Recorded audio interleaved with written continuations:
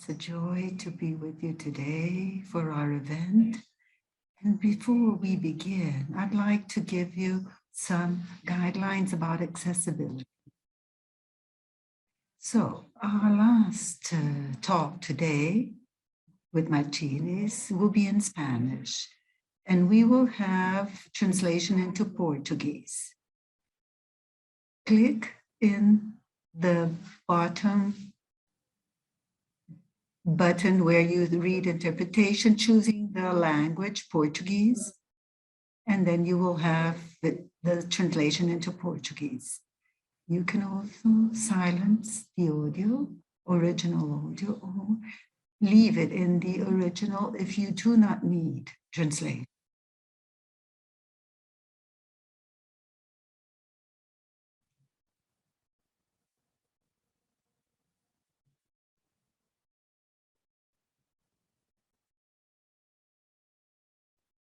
The ones who wish to listen in another language, choose in the button interpretation the language you will prefer to listen to. To listen to the translation,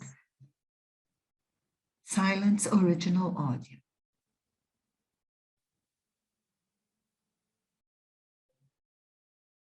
If you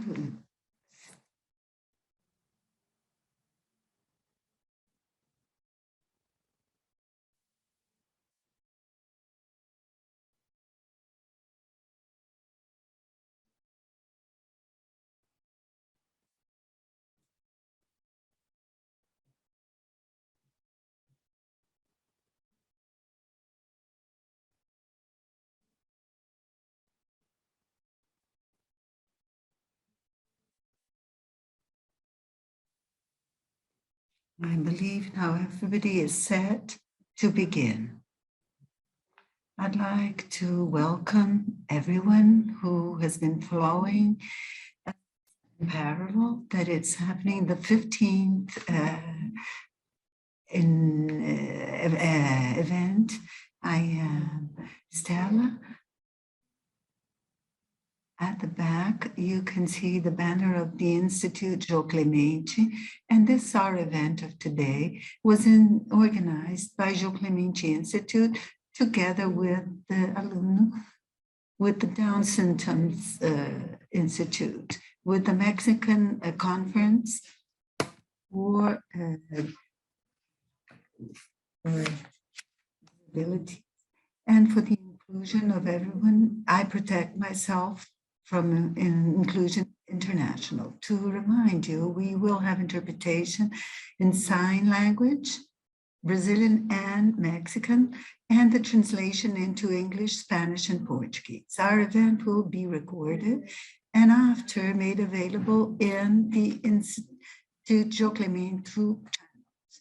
Another important thing is that if you want to participate, ask questions, I will ask you to send the questions in writing to our chat or through your emails. If there is time, and I hope there is, we shall answer the questions during the event. So please indicate who you are directing your questions to, and if not possible, we will answer through the email later. So I wish you all an excellent event, which is important because we will deal with this inclusion theme, the challenges of now Latin America. I begin now inviting to the stage our first speaker, Pedro Artum, who is Director of Inclusion of the Person with Intellectual Disabilities, Legal Director of the Institute of ONU from the University of Harvard. I'm also a member of the workshop of children and also counselor of Columbia, the rights of children between 2012 and 16, among other things. He has an extensive CV, so it's of great interest. I give him for the floor. Hello, everybody. It's a great pleasure to be composing this panel, and I thank you, the Institute of João Clemente, and my colleagues of panel for the opportunity of exchanging ideas. I am Pedro, a white person, and wear a black t-shirt. At the back, there is something blurred. But today, my talk today, I want to bring in these few minutes we have to start our talks, the talk about two main points. The first, bring the legal information that children with disabilities must be a priority, in the absolute priority, not only in our country, but also in other Latin American countries. In the convention, a second point is to put them as a top priority. One of the tools and important policies that assure these rights with total priority is inclusive education. It favors not only inclusion, the children with disabilities study, and all the societies and countries make this a priority for the inclusion of a society without obstacles. So inclusion is placed in this way, allowing a new way of social cohabiting with no discrimination. Another thing that I would like to remind you that you know already is that the convention in its second article protects all the children, but mainly the ones with disabilities from discrimination. And the 23rd article of 89 allowed also a treatment, a different specific treatment for disabled children, so that they can have the necessary assistance through the agents and the state to assure their inclusion in schools. And apart from this, another thing we have to remember that you know, and for Brazil, who's following in other countries, is very significant because it's the only human rights treaty which was positivated with the same status, constitutionally speaking, through a deal in our Congress, that is the Convention on the Rights of the Person with Disabilities, that allowed advances in our countries, reinforcing rights that existed but were reinforced through the Convention. And in the 7th article brings a special look or regard unto the children with disabilities. And in its text, it brings explicitly the right of all children to education or inclusive education. And for last, another legal element to talk about is the Article 227 in the Brazilian Constitution, which is not of our country. And in it, we have the text, that it's the right of the family and the duty of the state to assure to the youth or child with priority all its essential rights to education also, and put them in safe from violence, cruelty, or oppression, showing that our country, Brazil, all children must be in first place as a worry and decision making for the families, state, and society. And we go beyond this.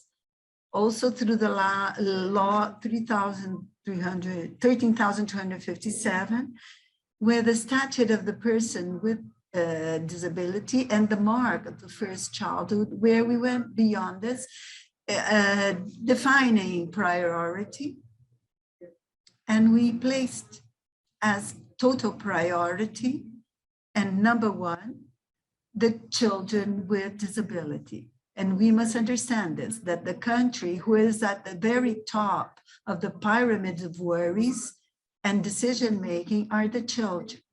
And in these groups of children, the one with disabilities is top, showing the importance of what we're speaking of today and the relevance also that all of us must have, looking at these children to assure that the public policies necessary for their participation in the community and society are present, especially the inclusion laws. And one of the most important policies that allow the experience of many other rights is the inclusive education policy, because it allows us to, from the first early childhood, assure that this child is recognized and can participate of the social life in an inclusive way, and that we can foresee a number of actions, discriminating actions, that will mark their lives as they suffer along their lives. And the inclusive policy is a strategy in education, allowing or making inclusion from the early childhood of disabled children, allowing their rights of participating in the community and be part of it, developing multiple relations. The formal education right, having access to knowledge that school allows, the right to no discrimination and not to be seen as somebody apart from society, but someone that is part and is throughout the social relation. The right to development of being part of the school allows this, and the right to information, which are important rights for the development of any person.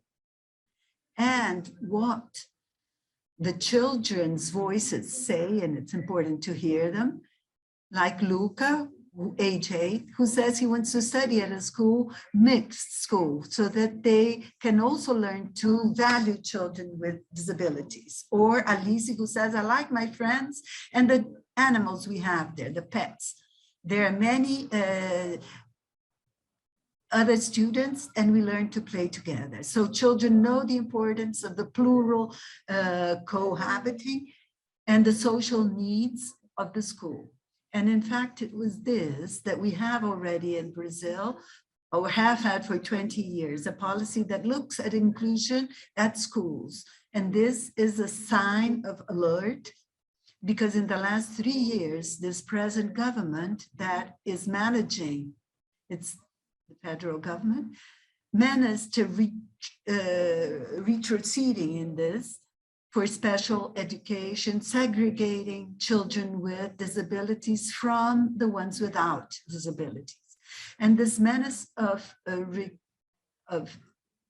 backing up shows a red alert, so that we can bring this inclusive education, the importance of this, because we thought we had overcome this, because it's so obvious to us, but we had to take this up again, creating a coalition of everybody for inclusive education of all children, so that this could be effective. Alas, I'm closing my speech, I'd like to say that inclusive education goes beyond its rights, which are part of the Constitution.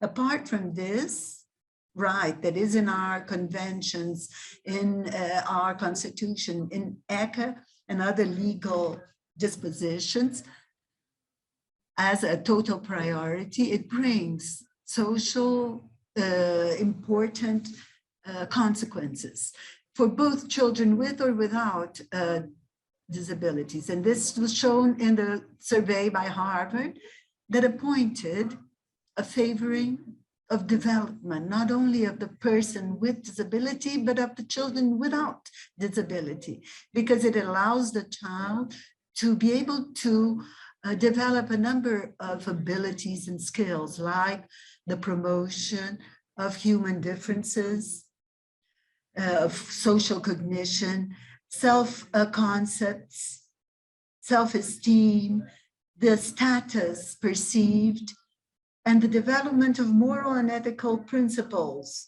and positive friendships, affectionate relations. So we see the importance of inclusive education, not only as a public policy, but as a public policy that structures all society. And if we believe as a nation and as other countries in Latin America in a more egalitarian and fair, without discrimination society, doubtlessly This is a way of effectivating this for all children, the ones with and without disabilities, through inclusive education, allowing that all these rights can be amplified. And at the end, assuring inclusion from the early start of life means allowing inclusion throughout our lives and throughout all the social relations we will have from the very beginning when we're children, allowing us to live, co-live with in an inclusive form, allowing us to reach this dream of society, a democratic society, inclusive, fair, egalitarian for everyone, with absolute priority to the child and priority for the child with disability. Thank you very much. I hope to continue this talk and exchange more ideas as we continue.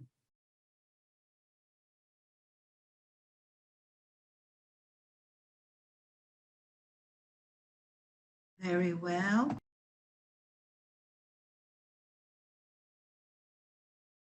Thank you for your opening talk. Now let's invite our new speaker, Mônica Rocha, and in public management for social, and since 2011, she's responsible for the program João Clemente, and has many articles published and has coordinated the defense, and will comment now the concepts regarding this. Last she did in international conventions in Mexico and other places, and integrates and is part of the activities in Latin America for Inclusion International. Good afternoon. Thank you, everybody. I am Mônica. I'm white I'm wearing a black and orange blouse and coat. I'm part of the Instituto João Clemente, which is an organization that works with children and people with intellectual disabilities and rare diseases from birth to growth up. And we will bring all this so that you can see all that we do around this theme and group. This goes to meet Pedro's talk, speaking about childhood protagonism. The Institute João Clemente for 11 years has worked with defensorship, which reinforces the independency and autonomy of the person with disabilities, with youth and grown-ups, young adults. What do we do with youth and young adults? My presentations and the slides have a background in white. And in this first slide, we see three pictures of a child with a professional of ours, and a third of Nivaldo Cruz, a painter, and one of his paintings. So we questioned some talks of certain people of 30, 40 years of age, whose first decisions and choices were done in this group. So I started to question, but we waited 3 decades to do the first participation, to have his talk assured in this space. So narratives like this, and this makes it the first in which they can choose their clothes, speak of their rights in this space for the first time. It might seem simple, but it's of extreme importance, speaking of these details.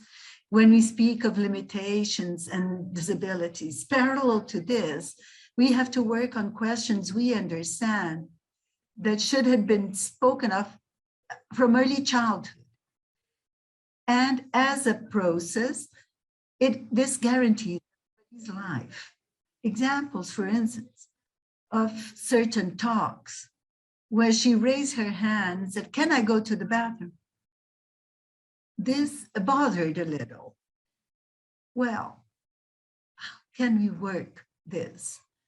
What happens that a person has to wait all his life to be working on questions that should have been worked on in childhood? This child could have been stimulated, valued, incentivized from an early childhood, and now they're beginning only as adults. So I bring the concept of children, not only the one with disability, but the issue of the child in general, all the sentiments, wills, wishes, and actions that assure that the child on growing will develop and build body of security and ownership of their own lives and decisions.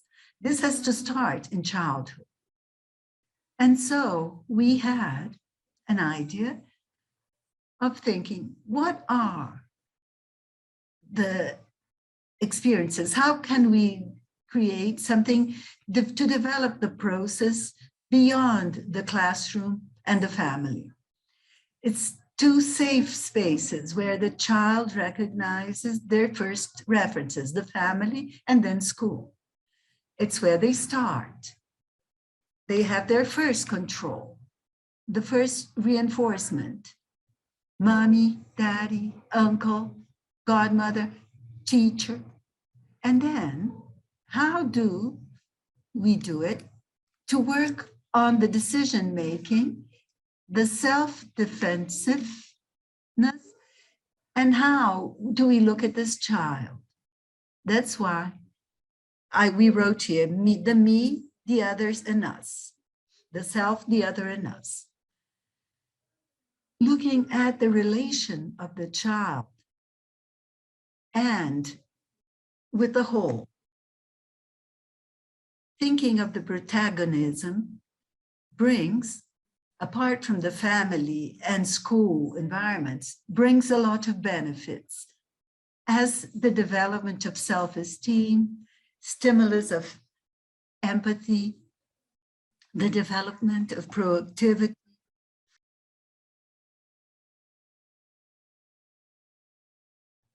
Speaking of any child, because the disabled child and the non-disabled one has the same feelings, the same support is needed, the same communication, the simple language, the support that this child will have.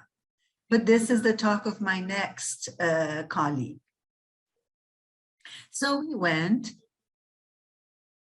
thinking of making a partnership, how we could work on the rights and the defensorship. And I'm bringing a very abstract concept of how to transform the abstract into concrete, how to make these first daily actions of the child for her to understand her self-defensiveness, so that when she is 20, 30, she will be able to incorporate its lives like all of us. And in their teenager years too. And this and protagonism was necessary practice so that this showed it to be possible in educational projects that go beyond all this, that go beyond the matter of breaking barriers in relationships, but can provide autonomy, independence, and participation, effective participation of this child. So when I work the matter of rights, of the adolescents and children, which is something abstract, and I bring it to his routine and tell her, look, you have right to life, you have right to health, to leisure, to orientation, because she needs to understand this. And this is something I like to always bring. We must break the idea that people with disability need a shallow vocabulary.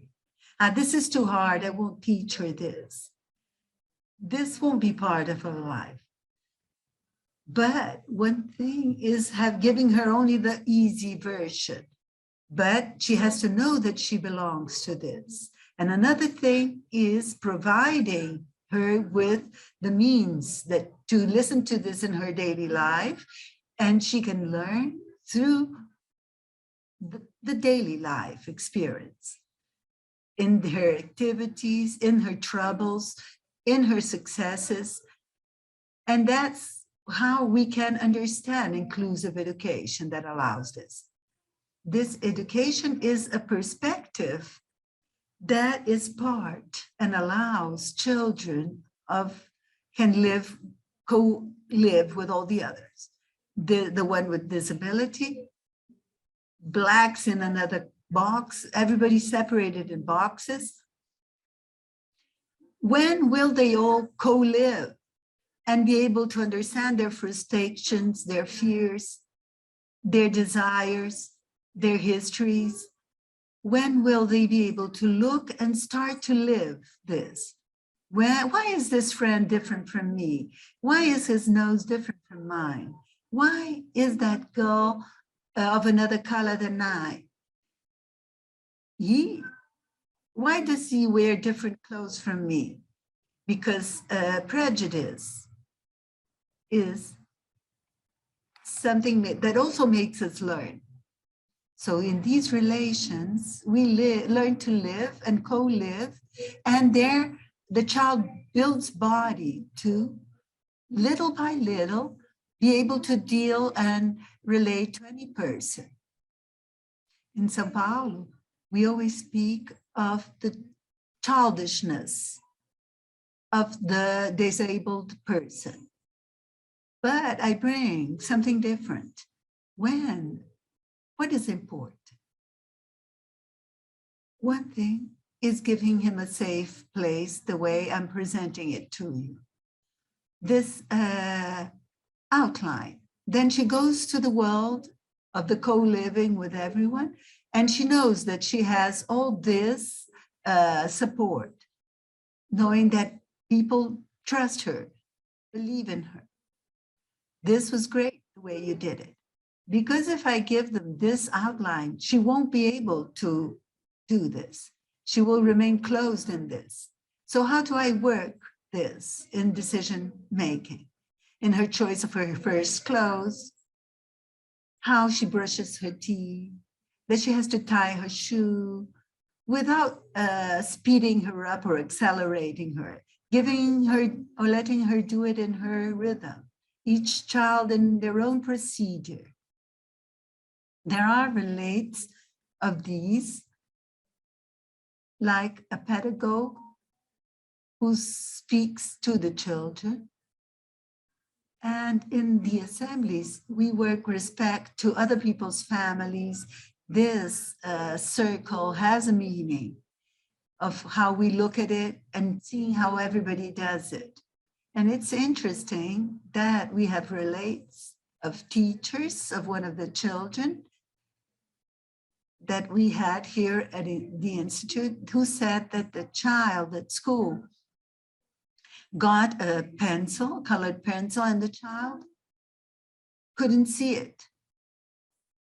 She couldn't choose the color because she came already in the process. When she's part of the action and sees that she can, a space of safety where she can speak, question, and speak of her rights through her activities, and the teacher says, I want this, and she will tell the teacher. It might seem simple, but the minute she says, this is the color I want, it's her first decision making. She chooses her pencil, her colored pencil. And in this way, she draws and says, look, teacher, I drew this. What a beautiful drawing. She will start then with having another kind of relationship with her school, being part of the school. And they start to understand that this cohabitation happens. And self-defensiveness is nothing more is than beginning these decision makings from the early childhood, from their birth, actually. When he wants to pee, when he wants to suckle. And then how do we do this? Through pedagogical activities. When I let the child tell her own story, when she develops her participation in spaces of autonomy. Now, closing my speech, we have a lot to talk about, but I could not but mention a poem here of a child author, Ruth Rocha, of two beautiful children, but they are very different. One of them wears glasses and the other only wears lenses. One likes it cold, the other likes it hot. Don't want them to be the same. In fact, don't even try. They are beautiful children, but they are very different. So in this diversity process and the perspective of the policy, inclusive education, and makes us understand that respect and the process of self-definition happens. And children's service bring also another important speech that marks this. When asked what she wanted to be when she grew up, I want to be a vet. So I close my speech saying that I hope that many Marias Fernandes might have this pronoun, possessive pronoun, saying my choice, my life, my things. But she already has incorporated this. It's inside her. And when family and society allow her to do this, we will only be able to reinforce this. And now, yes, is the closing of my presentation, where I invite you to learn about this guide of self-defensorship. And it's a comic book of fun with the self-defensory in all languages, English and Spanish. And you can download it in the site. And I always say that this space is very important to promote more and more the protagonism from early childhood, so that in adult life, they don't have to face the challenges they should have faced in childhood. Thank you, Moni, for Monica's participation.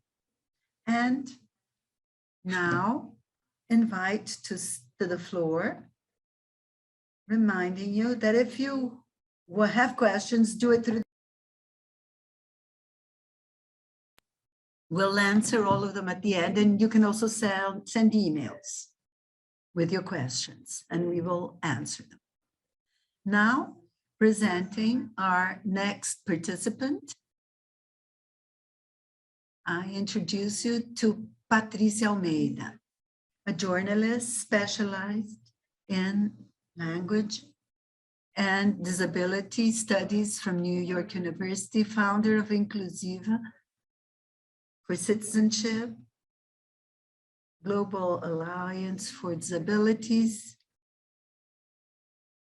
Patricia was also from the people with disabilities, the down movement, and I protect myself. Here are, she will give her the floor for her.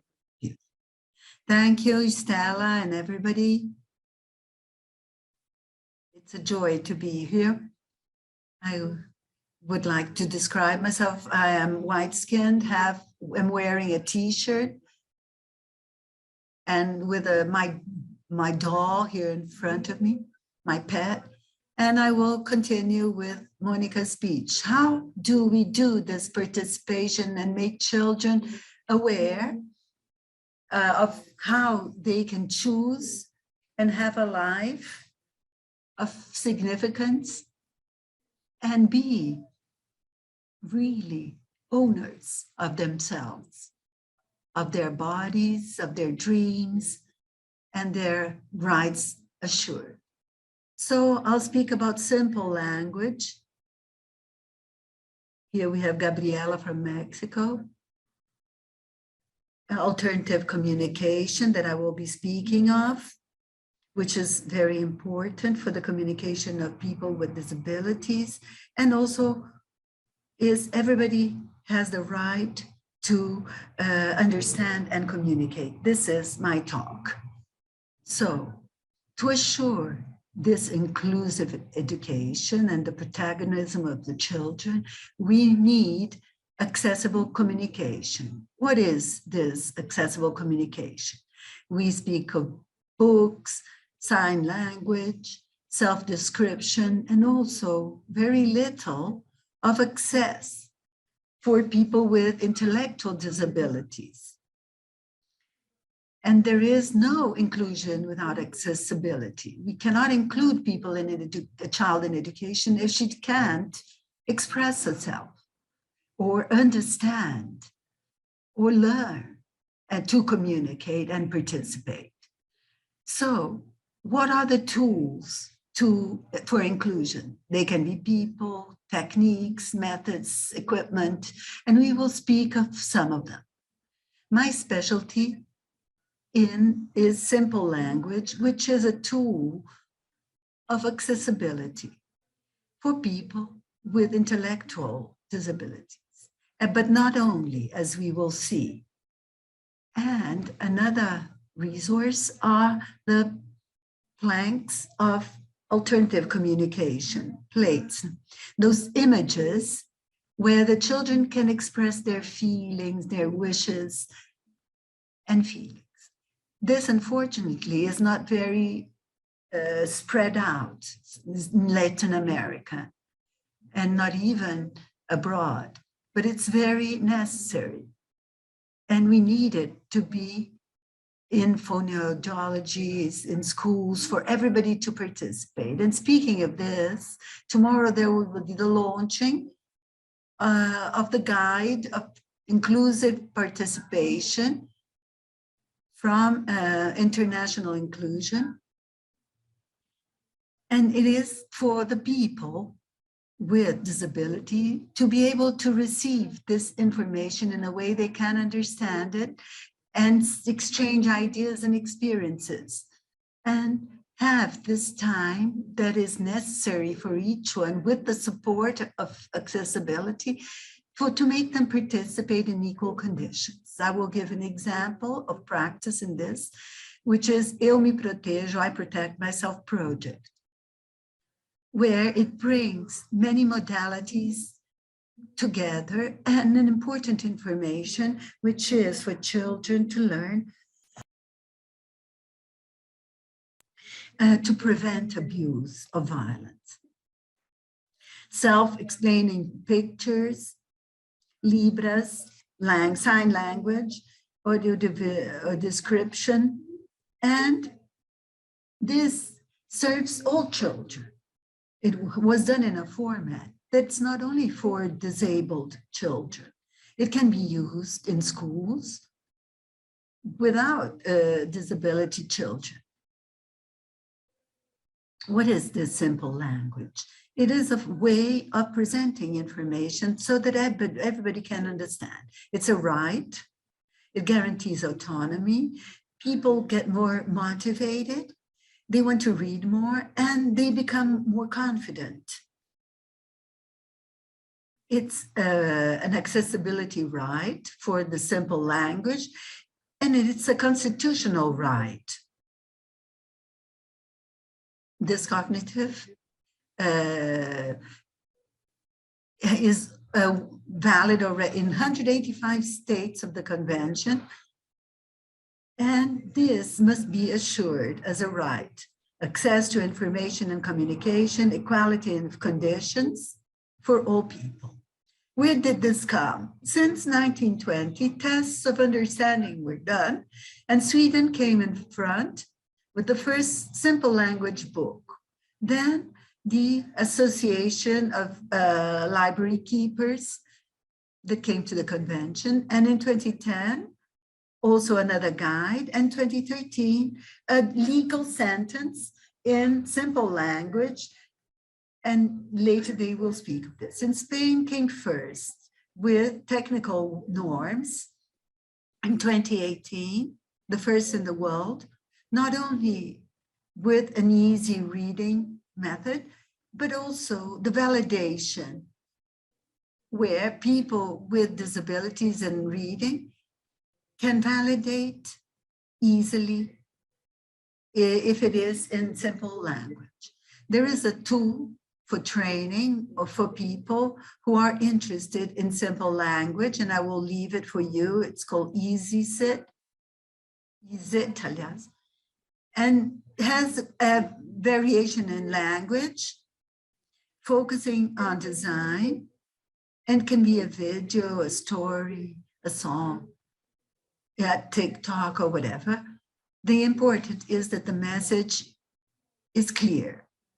There's another one called Plain Language for standardization of language, working with an international guideline of simple language, and probably will be called easy to understand language.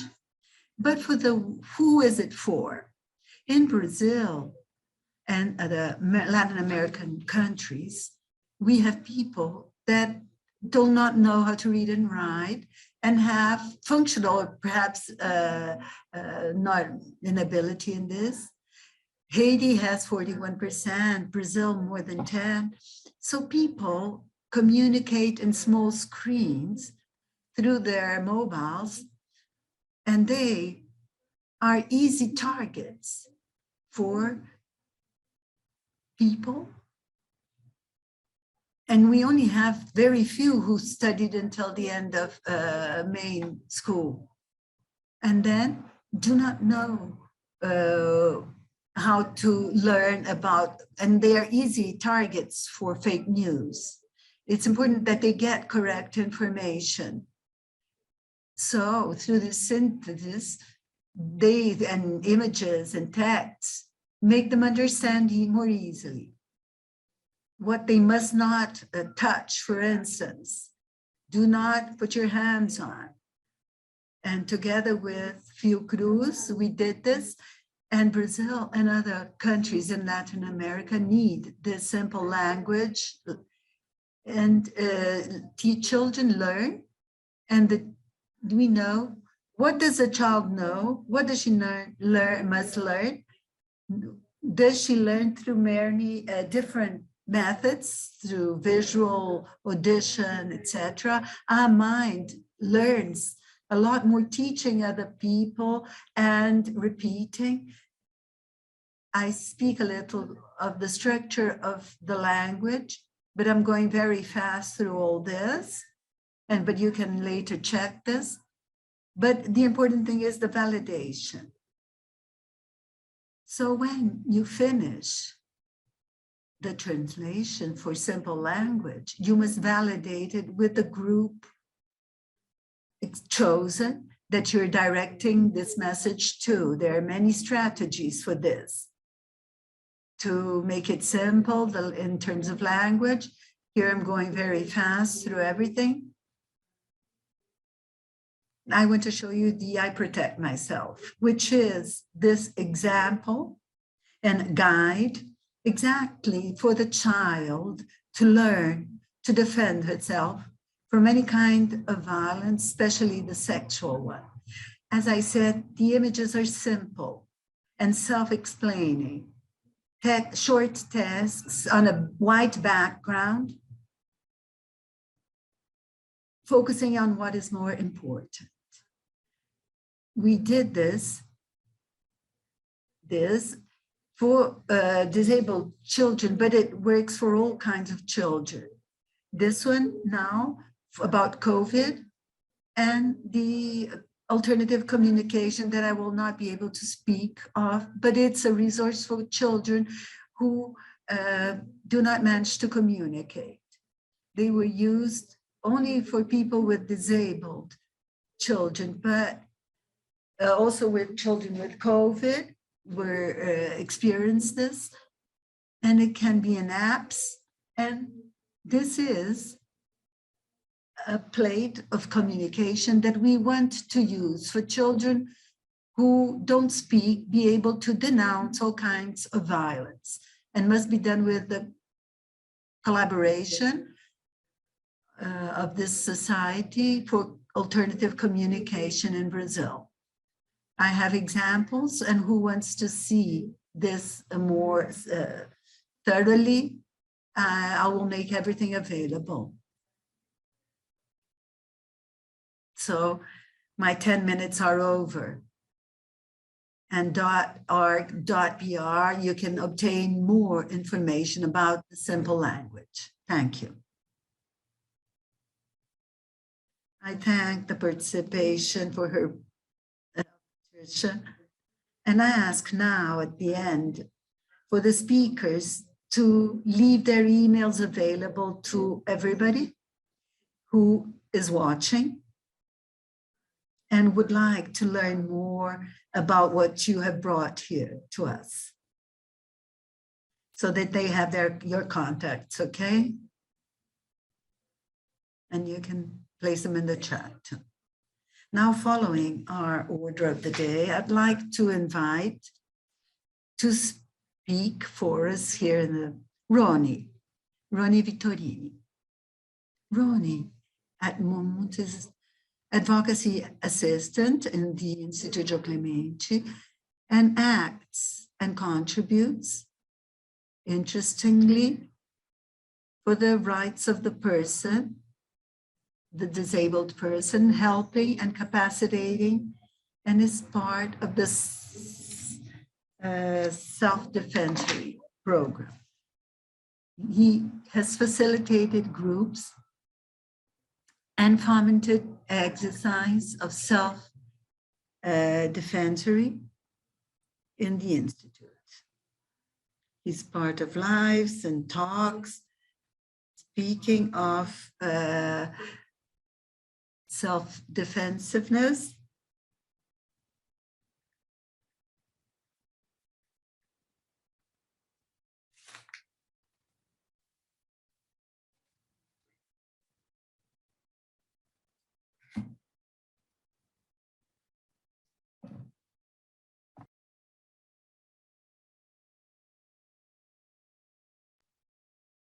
Thank you, Stella.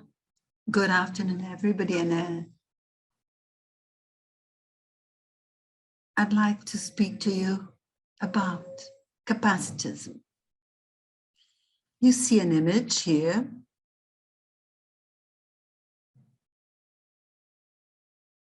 of a couple. There's a man standing, taking a person with disability in a wheelchair to visit, and brings a person. This is an example of capacitism. So it's written here. What is it? It's the discrimination and social prejudice against people due to their disability. This image that you see is a clear example of a person where the person asks the man what her name is, how old she is, and if she manages to do anything. So she does not direct her regard to the person itself, to the man standing behind her. This is a way of capacitism, a form of capacitism. It's the mindset that the person has. Does she manage to pronounce words? Can she hear? All this is an event of capacitism. Also, it's an example of capacitism, which are the old namings or headlines. sign. Speak or calling her invalid, incapable, deficient. The deficient sounds and can be heard still today, directed to people with a disability. So this is a kind of prejudice and of capacitism, therefore. Well, in the second presentation that I will show you is to make us think about capacitism. Where is it born, in fact? It's born in childhood. I believe when the person receives a diagnosis of a disability, of deficiency. So you have this capacitism, the family and the responsible person does not know that she is, because she perceives and understands that the person could not develop like other people without the disability. And in fact, we know that this is not true. The person with disability can develop herself. And if she doesn't, or couldn't in the past, was because she didn't have the resources for this or the accessibility. So the father, the mother, the responsible is fears of leaving her on her own in society due to the rotulation or the naming of deficiency. But she can develop. And so she doesn't search for the correct information. So if the person with disability could not develop herself, was exactly due to this lack of accessibility, lack of resources, and lack of information. So I am a person with a disability, intellectual disability. So I can speak of this, and because I can also validate the name, a person with a deficiency or disability is the correct way of approaching people with a disability. Person and then disability. When the parents or the family or the responsible person understands that she is the first person, she can understand that she can develop herself. The person with disability will need more support, more attention, more time, but she can reach total development too. A second item, which is examples of capacitism, refers to, for example, we invite a person with disability to, but this person will only open the event. She gets a mic and presents the event and does not sit with the others to speak about the matter. So let's put the person just at the opening to make it nicer. But this is a way of capacitism too. The person can perfectly well be called to speak about the issue. In the third item, it's the full participation of the person with intellectual disability. I will give a clear example of this. It's also in capacitism when the person is working in her area and her manager or boss and places her in a limited place. For instance, just answering phone calls, for instance, or separate papers. This is capacitism. When you see the CV of the person and the person might have a very good CV, but she is placed in one limited place, doing only one limited. In fact, the person with disability can also do other things. It's enough to talk to her and obey what the CV says she's able to do. But so when the person does not see the abilities and skills of the other person, it's also a capacitism. I noticed that capacitism is rooted in society for ages and ages. It has been, isn't it? The person couldn't even have a right in the past. And then we understood that the person that with disability is a disease, and we have to seek for a cure in special clinics, and this continues. And now we have reached our this century, and the person we already questioning, can the person do this? Perhaps yes, or can a little. And she keeps stuck to this and never, in fact, the person says, here, this is the area she will work. She will develop here like any other person without disability. What can she do here for her? What can we do? Make it more accessible for her. Make her feel better when she is working. Why inclusive education is so important? Because capacitism, it happens when you put the with a disability in a special school. By Monica, who mentioned this in the previous presentations. You cannot get a person and place her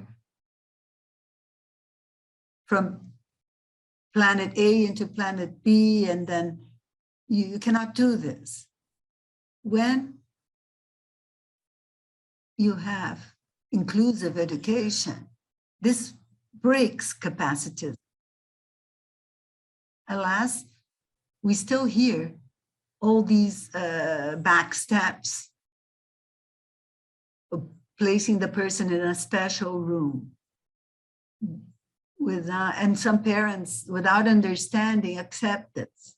Well, at the corner on top, you see a picture of myself where I work.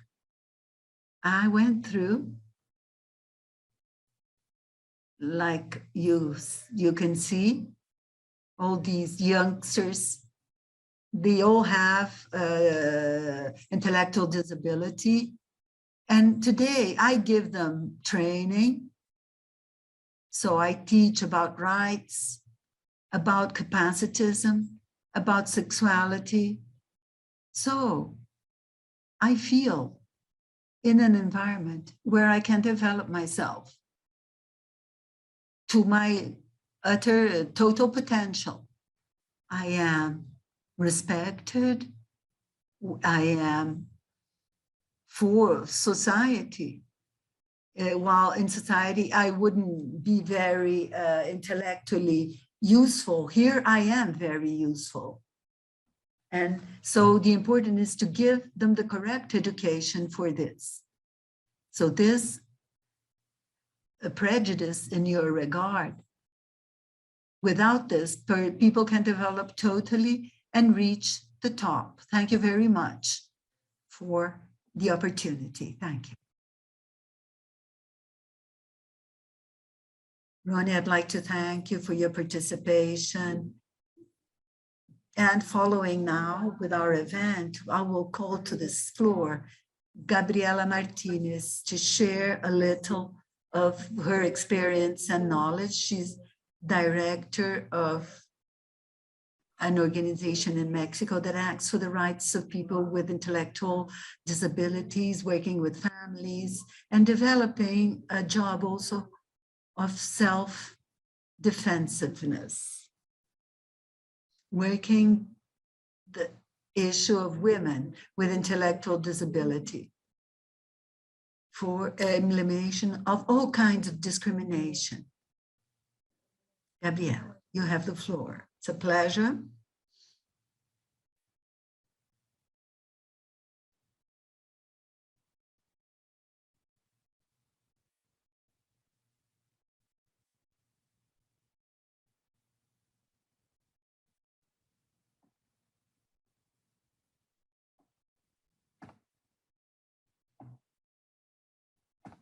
Hola, buenas tardes a todas y a todos. Ahora sí. Buenas tardes para todos. Listo.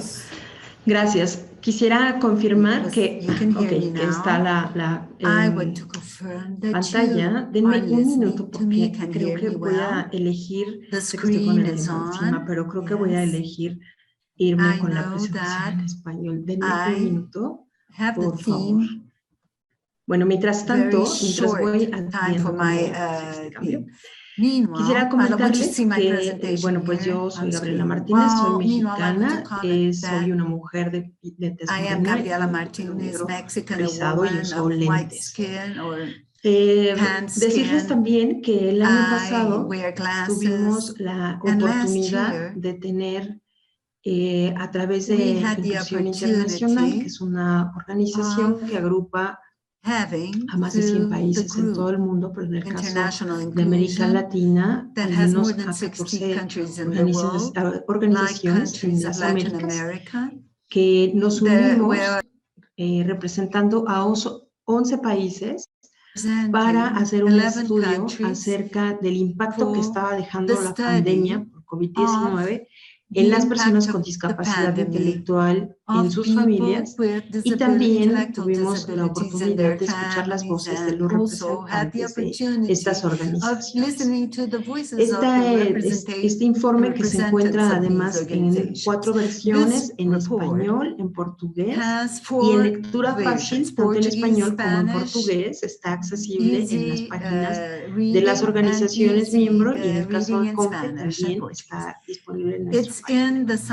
Hoy quisiera hablar acerca de lo que ha sucedido en materia de educación inclusiva y la manera en cómo las personas con discapacidad intelectual enfrentaron el reto de... muy bien, muchas gracias. Gracias. Perdón. Bueno, ¿cómo podemos pasar a la siguiente, por favor? ¿Cómo enfrentaron el reto de transitar la pandemia? Y quisiera decirles que, ya lo señalaba, tuvimos entrevistas a personas con discapacidad intelectual, a sus familias, a las organizaciones, y estuvimos en 11 países, que se lee ahí cuáles fueron los países: Argentina, Bolivia, Brasil, Chile, Colombia, Ecuador, México, Nicaragua, Paraguay, Perú y Uruguay. Perdón a los intérpretes, leí muy rápido. Decirles que entonces este informe, al menos el 50% fue respondido por las personas con discapacidad, y la otra mitad entre las familias y en personas de las organizaciones. La que sigue, por favor. Entonces, para comprender un poco cómo es que se da esta situación de la educación, es necesario hacer énfasis en algunas cosas. Por una parte, cómo es que los países, de estos 11 países a los que estoy haciendo referencia, identifican que sus gobiernos brindó información acerca de la pandemia, pero no se brindó necesariamente en todos los formatos que pudieran las personas con discapacidad intelectual acceder a estos datos y entonces poder tomar decisiones respecto a la vacuna, a continuar en clases, a continuar trabajando o no, etc. La que sigue, por favor. En razón de la economía, debemos de decirles que distinguimos que mayoritariamente fueron las mujeres, es decir, las mamás, las hermanas, las abuelas, quienes se hicieron cargo de la atención de las personas con discapacidad intelectual, y esto tuvo una injerencia importantísima en la manera en cómo los estudiantes, las y los estudiantes participaron de todas las actividades escolares, sobre todo considerando que las mamás o las abuelas, tías, hermanas tenían que hacer triples funciones, como por ejemplo ser ama de casa, seguir trabajando, hacer la de maestra o ser cuidadora. Esto claramente mermó la manera en cómo los estudiantes con discapacidad intelectual estuvieron accediendo a los contenidos y a los siguientes grados escolares, por lo que se desestimó su presencia dentro de las aulas virtuales y muchos de los alumnos con discapacidad intelectual abandonaron las aulas. El otro factor que también fue relevante es el tema de la salud. Recordemos que las poblaciones con discapacidad en general y sobre todo las poblaciones con discapacidad intelectual eran considerados como grupos mayoritariamente vulnerables frente a un virus que parecía totalmente desconocido en la manera en cómo se podía hacer un abordaje médico. Esto implicó que los esquemas de vacunación no fueran en todos los países los mismos y por lo tanto, mientras en algunos países se empezó a hacer la aplicación, por ejemplo, como en Perú, prioritaria para las poblaciones con discapacidad, en el caso de otros países, como podría ser México, la población con discapacidad tuvo que esperarse. Aquí el impacto en el caso de la educación es que mientras que hubo países que fueron retornando poco a poco a las aulas virtuales, las personas con discapacidad intelectual de los países en donde no se aplicó la vacuna tuvieron más retos para incorporarse a la escuela.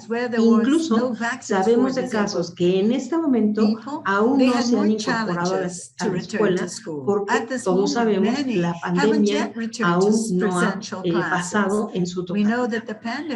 En el caso de la educación, ya hablando específicamente de este tema, pues descubrimos que, de acuerdo a los datos, 1 de cada 10 personas con discapacidad nunca habían asistido a la escuela.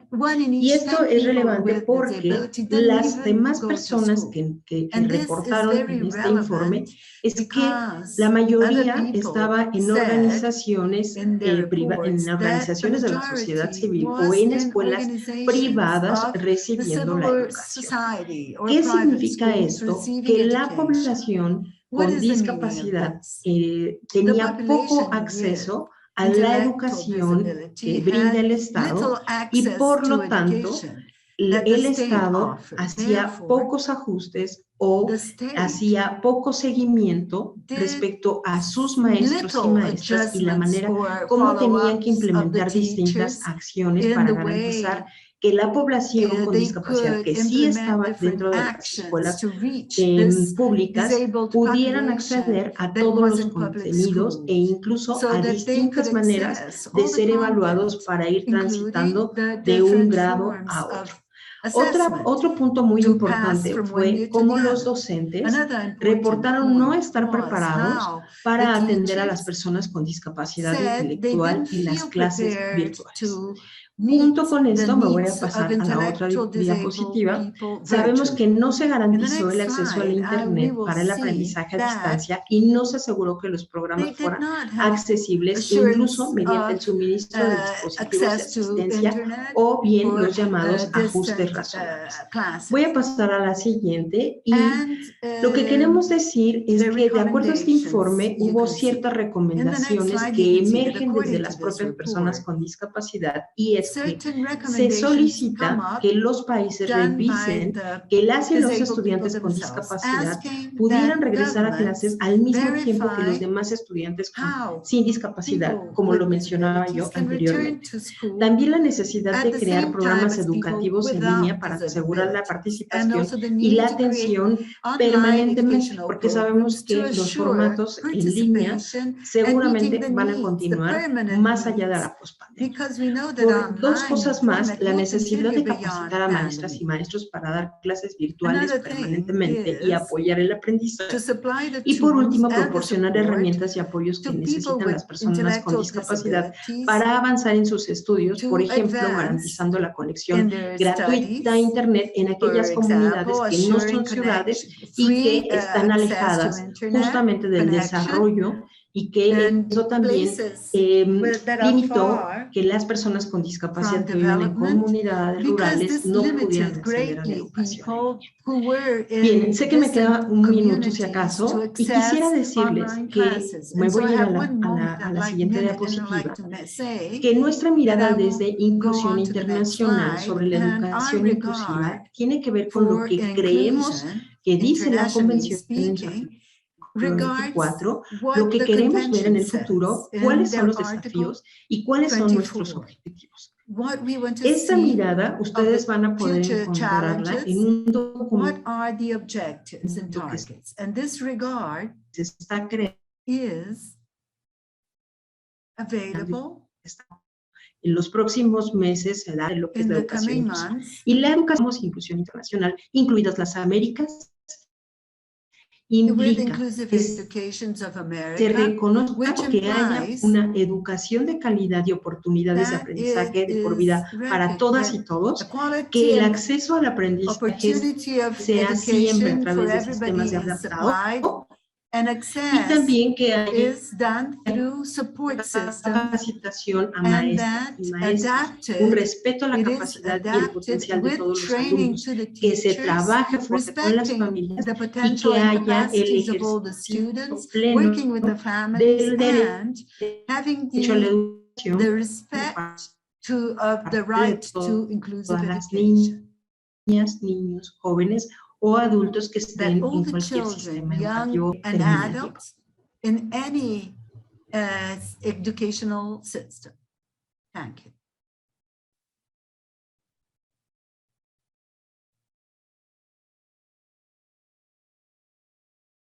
She speaks directly from Mexico, bringing this information. And in fact, it was very interesting. This exchange, very fast exchange and participation, and panelists, Pedro, Mônica, Patrícia, Gabriela, all speeches that enrich very much. And we know that ONU, the United Nations, and the determinations that people consult the children and hear the children with these disabilities, especially what regards their lives. And what we know and reality shows is that there is an absence of people like that, both in private or public spaces. And the lack of this participation makes it harder to prepare better and include better. But when we tie up certain speech to the role of the school, the importance of the school, the space of working since childhood with the rights of the children, always in a language that is accessible, that allows the comprehension and understanding, they are tools that help us to fight capacitism and work in the perspective of a more inclusive society. So I invite you all to continue talking of this. It was a great pleasure to be with you today in this event executed by Instituto Clemente, and I hope you have liked it and that there will be more space for exchange of knowledge and experience. It was a great pleasure to have you all here. Thank you.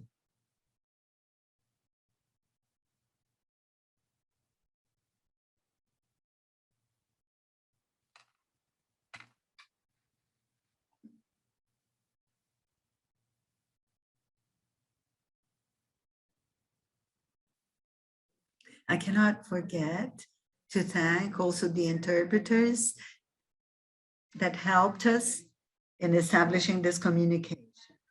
And once again, if you would like to place, I thank you again for all your participation.